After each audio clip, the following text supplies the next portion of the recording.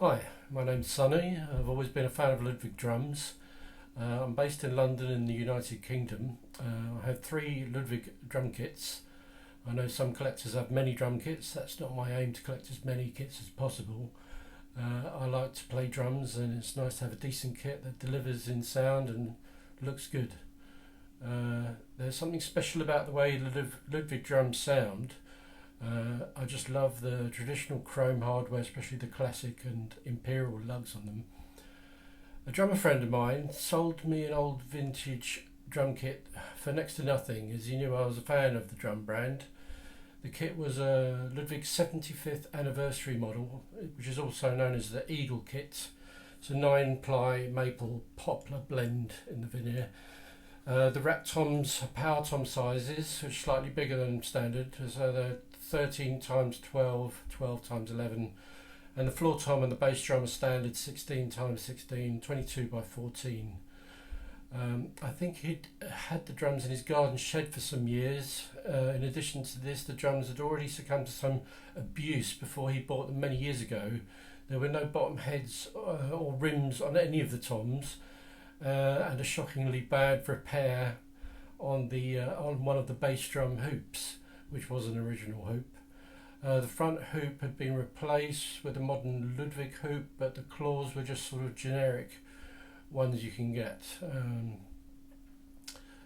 The shells are also badly scratched everywhere. In the photos they don't look that bad, but believe me, there's scratches all around them. The kit also came with the original 402 snare, which in equal measure was in bad condition with bad pitting, and the rims, both top and bottom, were bent out of round. But that's another story. Repairing that drum, which I did eventually, and it sounds fantastic. Anyway, back to the shells. I managed to source all the various parts, which is not easy in the UK because they're from America. After stripping off all the chrome hardware, I spent hours polishing them with Autosol chrome cleaner. I cleaned and polished the shells. A few new Remo heads and some installation later, I put it all back together, and they sounded unexpectedly really good. They still look like they'd lived a life of rock and roll. However, I had a problem in the fact that the eagle design is just so bloody awful. With lots of jokes about them, with the walnut inlay eagles, which in fact look like pigeons or moustaches. On researching, I discovered that this kit was also unpopular at the time when it first came out by Ludwig, and they didn't sell very well at all.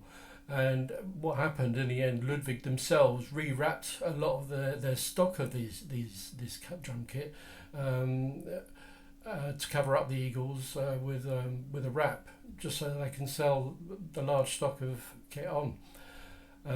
So don't be taken in by the rarity of these either, because a lot of people are saying, oh, they're so rare, only 5 came to England and all this. But if you look on eBay, they're always coming up, and they don't sell for very much. There are hundreds of these kits around in America as well, and nobody wants them.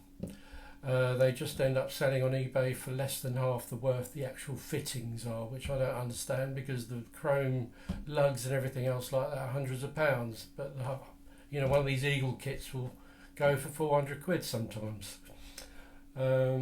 Anyway, so I decided to have them wrapped, and I'll let you decide the result in this little clip here.